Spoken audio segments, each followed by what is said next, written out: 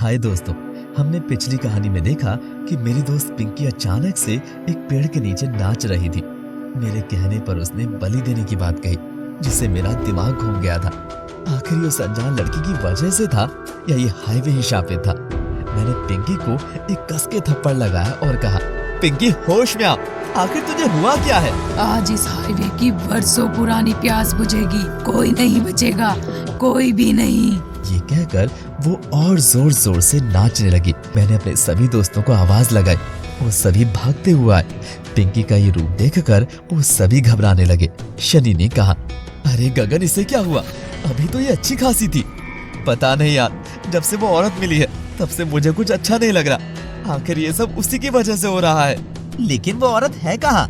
यहाँ पर ये सब हो रहा है और वो कहाँ गायब हो गई? तभी पिंकी मैम के पास आकर बोली, वो तुम सबकी मौत का इंतजाम करने गई है, समझे? हमें समझ नहीं आ रहा था कि ये सब क्या हो रहा है। तभी हमें पेड़ के ऊपर पायलों की आवाज सुनाई देने लगी।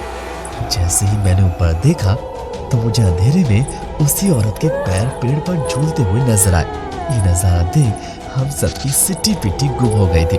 मैंने पिंकी के मुंह पर पानी मारा और पिंकी होश में आकर बोली, अरे गगन, ये क्या हो रहा है? मेरा चेहरा लाल किसने किया?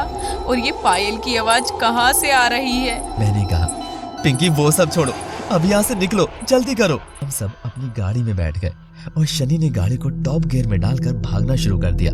हम सभी अपनी मौत से भाग रहे थे।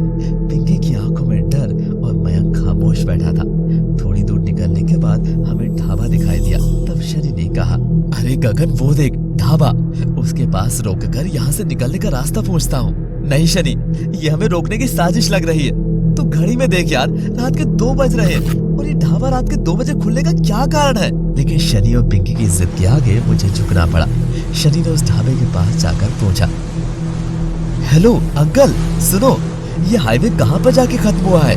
अरे साहब, ये हाईवे कहीं खत्म नहीं हुआ, लेकिन इसे पार करने की कोशिश करने वाले न जाने कितने खत्म हो गए। मैंने उस ढाबे वाले से सख्त लहजे में कहा, क्या मतलब है तेरा? तू हमें डरा रहा है? सच सच बता, इस हाईवे का क्या राज है? इस हाईवे पर कई वर्ष पहले एक औरत रास्ता भटक गई थी और उसने इस हाईवे पर कई लोगों से लिफ्ट मांगी, लेकिन उसकी मदद किसी ने नहीं की। फिर एक कार आकर उसके पास रुकी। उसमें 4 दोस्त थे। उन लोगों ने उसकी मदद करने की बजाय उसे मारकर उसके सोने के गहने, रुपए, पैसे सब लूट लिए और उसकी लाश को यहाँ फेंक दिया।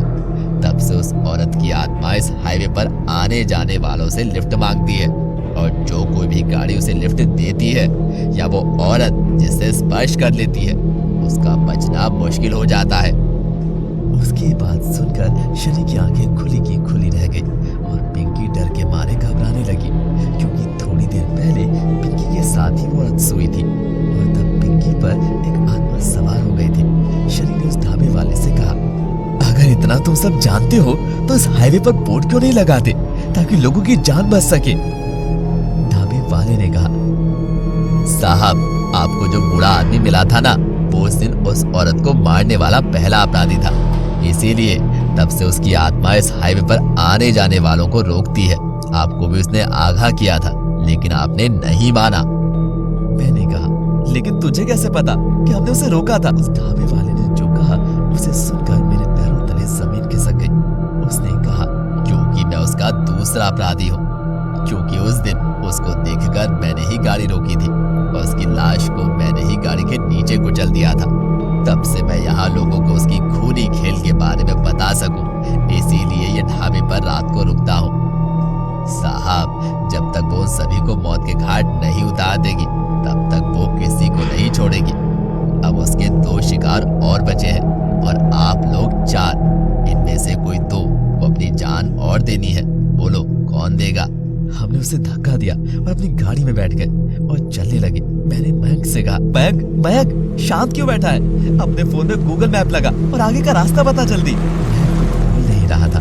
पिंकी ने जैसे ही उसे झकझोरा तो मयंक एक लाश की तरह गिर गया, यानी मयंक मर चुका था। ये देख शनि ने गाड़ी के ब्रेक लगाए और मयंक की नब्ज पकड़ कर देखी तो उसने दबे शब्दों में कहा, यार, ये तो मर चुका है। इसका मतलब उसका तीसरा शिकार मयंक था ओह नो! हम सब बहुत बुरी तरह पहेली में फंस गए थे। आखिर वो आत्मा हमारे पीछे क्यों पड़ी है? हमने महक की बॉडी को वहीं छोड़ दिया और रोते हुए गाड़ी में बैठ गए। पिंकी ने कहा, अब लगता है अगला नंबर मेरा ही है। अब मैं नहीं बचूंगी। गगन, मुझे बचा लो गगन। पिंकी शांत रहो। अगर उसे तुम्हें मारना ही होता तो कब का मार देती। वो कुछ और ही चाहती है। हमें कैसे भी करके यहाँ से निकलना है बस। ये कहकर मैंने पिंकी को शांत किया। हम गाड़ी में चले ही जा रहे थे। हमारी मंजिल उतनी ही दूर थी जितनी धरती से सूरज। हमारी समझ में कुछ नहीं आ रहा था। आखिर हम क्या करें? तभी शनि ने कहा, यार गगन, गाड़ी में पेट्रोल खत्म हो गया है। गाड़ी ज्यादा दूर नहीं जा पाएगी। अब हम क्या करें? ओह गॉड, ये क्या हुआ? यहाँ आसपास तो कोई पेट्रोल पंप भी नहीं दिख रहा है। शनि, क्या करें अब? तभी मेरी नजर एक घर पर पड़ी जो सुनसान जगह पर खंडर की तरह था। मैंने कहा, देखो शनि, वो एक घर दिख रहा है। अब इसके सिवा कोई और रास्ता नहीं बचा है हमारे पास। हमें वहीं जाकर कुछ मदद लेनी चाहिए। लेकिन वहाँ भी अगर उस ढाबे वाले की तरह कोई आत्मा हुई तो क्या होगा? जो होगा उसका सामना हमें करना ही होगा। यहाँ बैठे रहने से कुछ नहीं होगा। अब चलो जल्दी। ये कहकर हम सब उस घर में चले गए और इधर उधर देखने लगे। तभी एक बूढ़ा आदमी हमारी तरफ आया। उसे देखकर मेरे होश उड़ गए थे। ये वही बूढ़ा था जिसकी आत्मा ने हमें उस हाईवे पर चढ़ने से पहले रोका था। हमारे कदम रुक गए थे। वो बूढ़ा आकर बोला, बच्चों, मैंने तुम्हें उस समय इस हाईवे पे चढ़ने से मना किया था, लेकिन तुम नहीं माने और अब इस भूल भुलैया में फंस गए। लेकिन हमें पता चल गया है कि तुम कोई जिंदा नहीं हो, मरे हुए हो, और तुम्ही ने सबसे पहले उस औरत को मारा था। हाँ, मेरी आत्मा तब से यहाँ भटक रही है। जब तक वो एक और को नहीं मार लेती, तब तक हम में से किसी को मुक्ति नहीं मिलेगी। मुझे मरने के बाद और तुम्हें जीते जी। इसका बस यही एक रास्ता है कि यहाँ से जैसे भी हो सके निकल जाओ। जितना तुम हम लोगों के चक्कर में पड़ोगे, उतना ही एक और को जान गंवानी पड़ेगी। जैसे उस ढाबे पर तुम रुके, तब तुम्हें अपने एक दोस्त को खोना पड़ा। अब यहाँ रुक गए। जैसे ही उसने ये शब्द कहा, मैंने पीछे मुड़कर पिंकी को देखा। पिंकी पीछे सही सलामत खड़ी थी।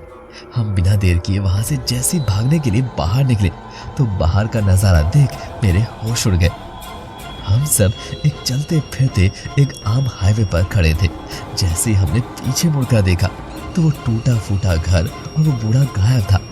हम सब ये सब देख हैरान थे और सोचने लगे कि हम बच गए या कोई नई मुसीबत के सामने खड़े हुए हैं। मेरे दिमाग में एक सवाल खटक रहा था कि आखिर उस रात पिंकी को क्या हुआ था। क्या उस औरत का बदला पूरा हो गया या पिंकी को अपनी जान देना भी बाकी है? इन सब सवालों को छोड़कर मन में खुशी भी थी कि हम सब बच गए, लेकिन मैम को खोने का गम हमारे चेहरे पर साफ था और आगे क्या होगा ये हमने अपने सीने में दफन कर लिया। दोस्तों, आप देख रहे थे आरजे मोहित स्टोरीज और मैं हूं आपका दोस्त आरजे मोहित। दोस्तों, ये कहानी आपको कैसी लगी हमें कमेंट बॉक्स में जरूर बताइएगा। हम आपके लिए स्टोरी का एक स्पेशल पार्ट जरूर लेकर आएंगे, क्योंकि आपके मन में भी कई सवाल होंगे और हम उन सवालों के जवाब जरूर देंगे। तब तक के लिए आपसे विदा लेता हूँ। Bye bye, good bye.